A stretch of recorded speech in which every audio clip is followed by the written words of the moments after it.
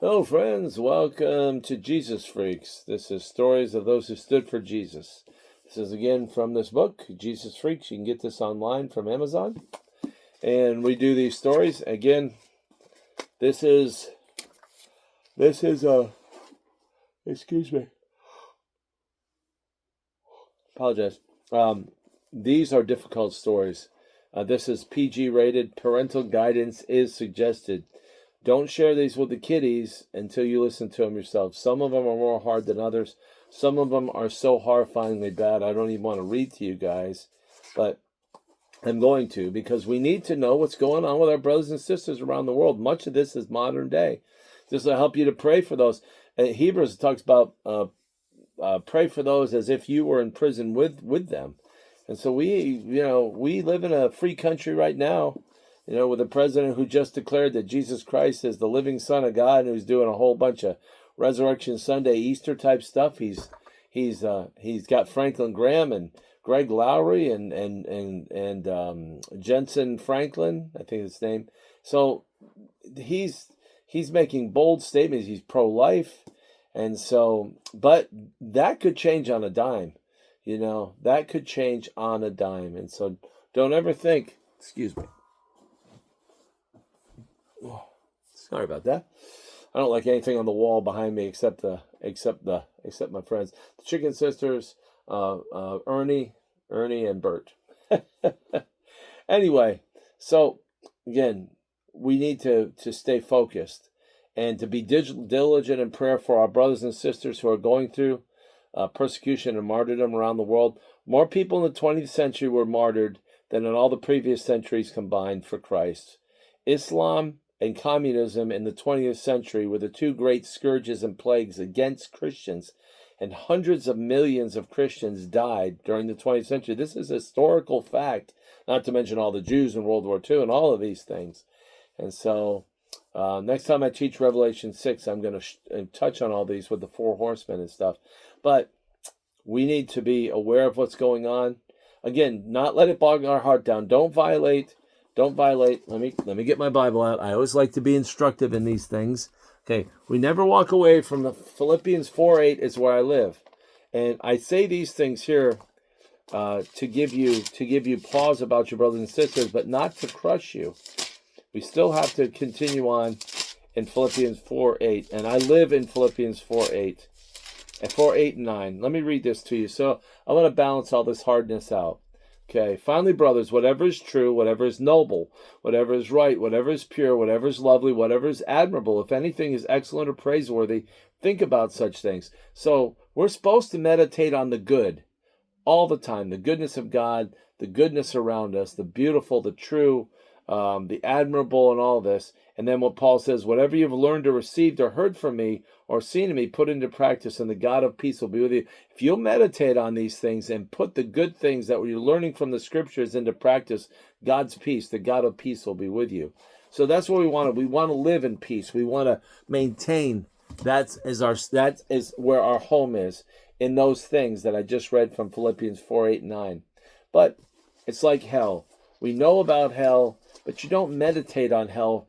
And again, you can study it and all that, but you don't meditate on it to the point of where it destroys you. It's the same thing with people in this book. Know about them, pray about all of this, but don't let it destroy you or crush you. I don't put this stuff out there to hurt people, but again, our awareness of our brothers and sisters worldwide is important for prayer, for empathy, for sympathy, and but always come back to the good so you can stay balanced. It's so critical. Don't get off in the mully grubs. I got friends who are just hyper political and hyper this and hyper that, and they're way off to the left and way off to the right, and they have no joy in their life. They have no peace, and they're in Christ, but they're bogged down by the issues of life. Don't get bogged down by the issue. I'm down here. I'm doing this on two phones. Don't get bogged down. It's funny. Don't get bogged down in the issues of life. Don't let it wear you out. So, all that being said, again, just being careful with you kids. And this is called Declaration of Disobedience. This is Wang Yi, China in 2018, only 7 years ago. As the Communist Party's 5-year plan to Sincenize or synchronized. I'm not sure. It's SINIC, Sinicized. Okay, Sinicized Christianity got underway in what some called the worst persecution in China since the end of the Cultural Revolution. Wow. Independent or house churches in China, they knew they had to speak out. So China's again, back in 2018, they come up with these 5-year plans, and now they want to synicize or synchronize or whatever they want to do with Christianity. And it's called the worst persecution in China since the end of the Cultural Revolution. But I just heard something that pretty soon there'll be more Christians in China. There's 1.5 billion people, but there'll be more Christians in China than there are people in the United States, all people. Over 330 million people in this country. There's going to be more Christians in China soon that overtake that figure of 330 million. Isn't that incredible? China can't stop this. The communist government would have to kill everybody to stop this. Just kill them all. And then there'd be no country. So let's keep going here. So it was on September 1st, 2018, the Early Rain Covenant Church in Chengdu's leadership published a declaration for the sake of the Christian faith. It emphasized the supremacy of God, the authority and accuracy of the Bible, and the proper role of the church as its own entity independent of the state. And that's bold what they did there. Let's read that again. Declaration for the sake of Christian faith. It emphasizes the supremacy of God, the authority and accuracy of the Bible, and the proper role of the church as its own entity, independent of the state. It concluded, for the sake of the gospel, we are prepared to bear all losses, even the loss of our freedom and our lives. That is awesome. These kids get it. Let's keep going. Early Rain's pastor, Wang Yi, was the first of 439 signatories, most of which were pastors of other independent churches as well. So this was September 1st. On December 9th, police raids shut down the Early Rain School, seminary, and all operations. Over the next 3 days, over 100 church members were arrested, including Pastor Wang Yi. A few days later, the pastor's declaration of faith, declaration of disobedience. So now the church, at first it was the declaration for the sake of the Christian faith. Now it's the pastor's declaration of faithful disobedience was published, which he had asked to be distributed if he were detained by authorities for more than 48 hours. So he first had the declaration for the sake of Christian faith. Now he had the declaration of faithful disobedience. He was faithfully disobedient to the government in China. So now this was being published. I firmly believe that Christ has called me to carry out this faithful disobedience through a life of service under this regime that opposes the gospel and persecutes the church. His declaration read, the goal of disobedience is not to change the world, but to testify about another world. Isn't that awesome? Amazing. Let's read that one more time. That is so good.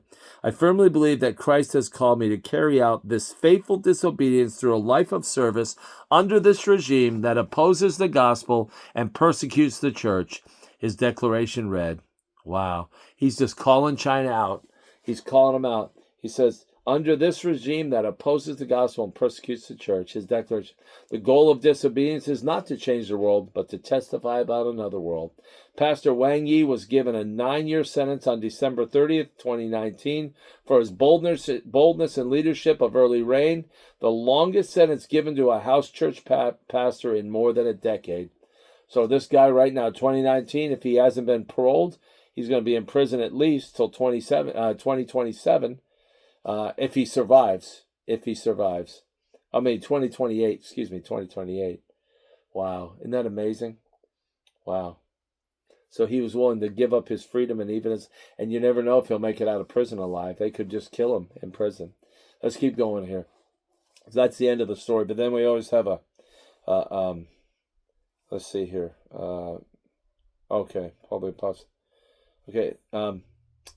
This, I don't know who this was written. This is just a commentary by the people who wrote the book.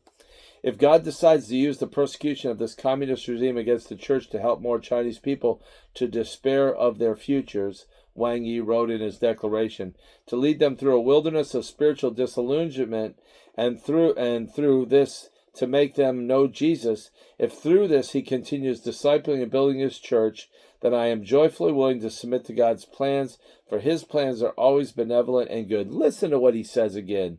If God decides to use the persecution of this communist regime against the church to help more Chinese people to despair of their futures, Wang Yi wrote in his declaration, to lead them through a wilderness of spiritual disillusionment, and through this make them know Jesus, if through this he continues discipling and building his church, then I am joyfully willing to submit to God's plans, for his plans are always benevolent and good. You see what he's saying right there? He's saying that God's allowing the Chinese church to go through a time of disillusionment and disappointment because it's going to draw them to Christ more. And ultimately, this is for the benevolent good of the body of Christ. Going through this time of trial, through this test. It's funny, I just did a poem called The Test from Haggai. And so this is, again, the Chinese church is being tested and tried to draw them closer to Christ, to shake off the bounds, anything that's hindering them from the world, to shake that off and to move forward with the Lord for their benevolent good. Man, good stuff. Jesus freaks have this kind of kingdom perspective. They do not fret, but see all circumstances, even difficult ones, as a part of God's redemptive plan for the people of the earth. Man, what a perspective. I long to have this perspective, long to have it. And here's a quote from Paul. And we know that God causes everything to work together for the good for those that love God or called according to his purpose for them. This is Romans 8:28, and that was Paul the Apostle beheaded in AD 65. Declaration of disobedience. There we go. All right, kids. On to our next chapter in the Bible. I hope you enjoyed this. And we appreciate you and we love you. And just trying to keep up what's going on with our brothers and sisters worldwide. Keep praying for them. Absolutely. Consider yourself as though you were in chains with them. Hebrews 11, I think, says that. Love you, love you. Can't get enough of you.